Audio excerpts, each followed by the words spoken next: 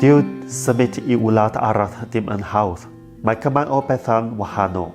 Y diwylliant, y tywydd, ac yn arbennig y iaith. Ym Malaysia, fy mam wlad, mae ddiweiddiad dilynwch ar affeirion lleol. Dyna'n union dwi'n wneud yng Nghymru. Roedd methu diad Cymraeg yn rwystredig. Ro'n i'n methu dachlen labelu, arwyddion, ebys ac ati. Fel ymfidwr, do'n i ddim yn deall pa mor bwysig oedd yr iaith. Ond nawr, mae popeth yn gwneud synwyr. Dwi wedi fy hudo gan harddwch y iaith. Mae Gymraeg yn nawr y rand o fy mywyd bob dydd. Yn y gwaith, rydw i'n cynnwys y Gymraeg lle bynnag rwy'n gallu yn y Gymdeithas Tsieniau yng Nghymru.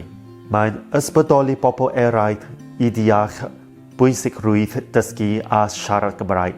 Dwi'n dysgu Gymraeg gartref gyda fy meibion, gan ei helpu gyda'i gwaith gartref a ysgrifennu sylwadau Gymraeg mewn cofnod dachlen dyddiol. Nawr, pan fydd angen ysbrydolaeth arnyn nhw, mae nhw dod atat I.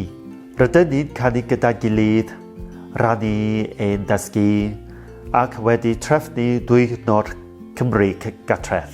Mae fy nydd o Singapore yn fy galw i'n Uncle Cymreig.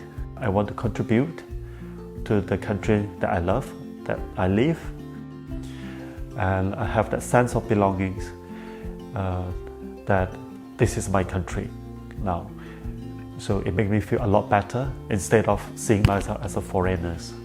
Mae dysgu Gymraeg wedi gwneud gwahaniaeth mawr iawn I fy mywyd, a dwi'n gobeithio cymryd arholiad sylfaen y flwyddyn nesaf. Dwi ddim yn rico eto, ond dwi ar y ffordd.